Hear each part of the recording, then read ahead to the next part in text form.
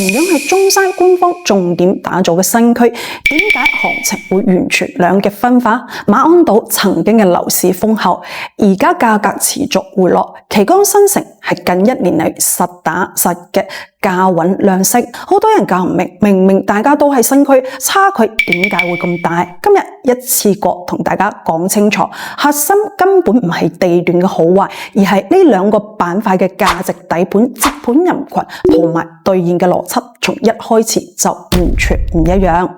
我哋先嚟睇兩組最真實嘅樓市數據。先講馬鞍島，高峰期房價衝到25000到28000一個方，巔峰時期堪稱中山樓市嘅頂樓。但係而家咧，主流成交價直接腰斬，12000到14000就有成交。更加關鍵嘅係島上大量嘅樓盤集中交付，二手掛牌量暴增，開發周期比較長，價格只可以持續以價換量，一直喺度擠泡沫。再嚟睇旗崗新城，完全係另外一種行情，成交非常穩健，近一年成交量持續走高，核心改善盤4代宅基本唔憂賣，係現時中山少數可以做到價穩量升嘅板塊。同樣係新區，一個持續回調，一個價穩量升，背後隱藏嘅就係買房嘅最核心底層邏輯。第一點亦都係最基本嘅區別，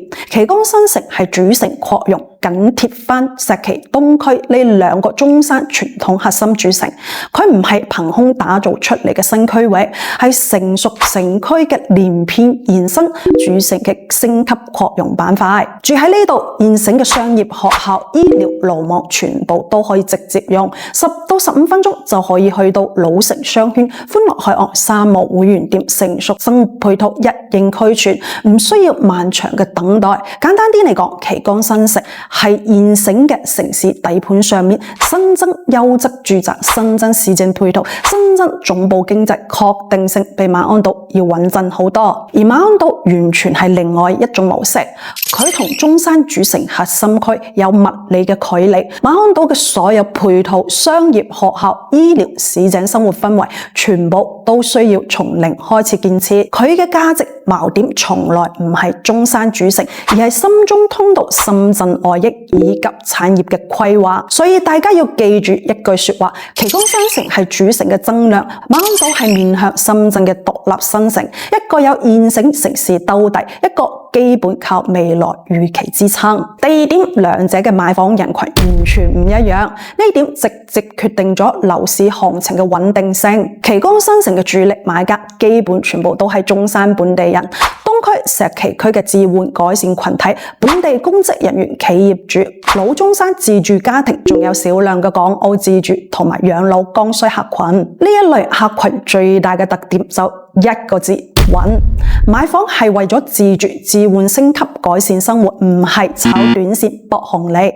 佢哋有長期嘅居住需求，係最紮實嘅樓市底盤。而馬鞍島過去幾年嘅主力客群，大部分都係深圳投資客。好多人買馬鞍島唔係話為咗當下嘅自住需求，而係博深中通道通車紅利，博產業落地，博房價翻倍。呢種純預期、純投資嘅購房邏輯，喺樓市下行嘅周期係最脆弱嘅。深中通道通車利好落地，但係產業人口、生活人氣冇同步跟上，冇足夠嘅自住人群接盤。簡單總結嚟講，旗崗新城靠嘅係真實自住托底，馬鞍島過去靠投資預期嚟支撐，周期下行嗰時邊個穩陣邊個脆弱一目了然。第三點，新房供應同埋庫存結構直接拉開咗兩個板塊嘅行情差距。馬鞍島嘅問題係過去供地太過集中，大盤集堆入市，同質化房源太多，高峰期大家搶住買，市場熱度虛高，一旦行情降溫，海量嘅一手房仲未賣完，接住就係二手房集中掛牌，雙重供應衝擊市場，冇足夠嘅自住需求消化庫存，就只可以靠降價走量，價格自然持續走低。再睇返旗崗新城，供地節奏相對比較克制，主城核心區本身就缺新地，石岐東區幾乎冇連片可開發嘅住宅用地，旗杆新城就係主城改善嘅唯一出口。板塊供地節奏相對克制，大多數係改善型嘅4代宅、高端住宅同埋總部產業用地，匹配本地置換升級嘅剛需。第4點亦都係好多人踩坑嘅關鍵，利好前置投資同利好穩步兌現係兩種唔同嘅命運。馬鞍島係典型嘅預期提前炒滿，喺深中通道仲未通車嘅時候呢，市場就已經將所有未來利好、未來嘅想象空間全部都計入房價裏面啦。房價提前透支咗未來5到10年嘅價值，等到通道正式通車，最大嘅利好落地，冇新嘅預期可以炒作，再加上產業配套、人氣兌現嘅速度跟唔上房價漲幅，結局就只可以係價值回歸啦。交通利好就唔等於立刻形成咗成熟嘅自住生活圈，跨城通勤成本、生活配套嘅缺失都係真實存在嘅硬門檻。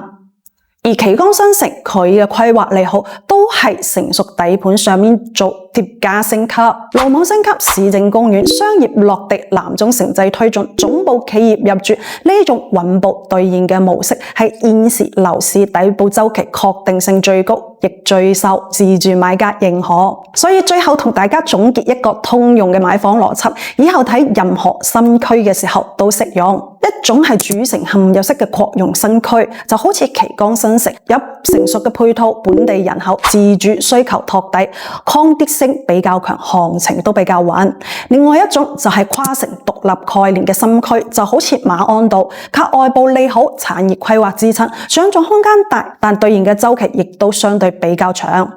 第二，樓市下行期真實自住需求，現成嘅成熟配套、克制嘅土地供應，先至係房價最硬嘅底氣。第三，唔吹唔踩，客觀嚟講，旗杆新城會更加適合本地改善、港澳自住、追求穩定流通性嘅買家。而馬鞍島唔係話冇價值，只不過係短期庫存開發壓力比較大，長期會比較適合深中通勤島上面產業就業嘅精準人群。普通人盲目入手嘅話呢，好容易會被套。睇完呢期視頻，你就會明白中山樓市分化嘅核心邏輯，再都唔會盲目跟風買新區。如果你想知道馬鞍島同旗杆新城分別有邊啲樓盤值得揀，邊啲樓盤又千祈唔好掂，二手流通性到底差幾多，隨時可以 WhatsApp 私信我幫你做一份客觀嘅買房避坑評估。如果覺得呢期視頻可以幫到你，記得點讚訂閱。我係 Josie，我哋下期再見。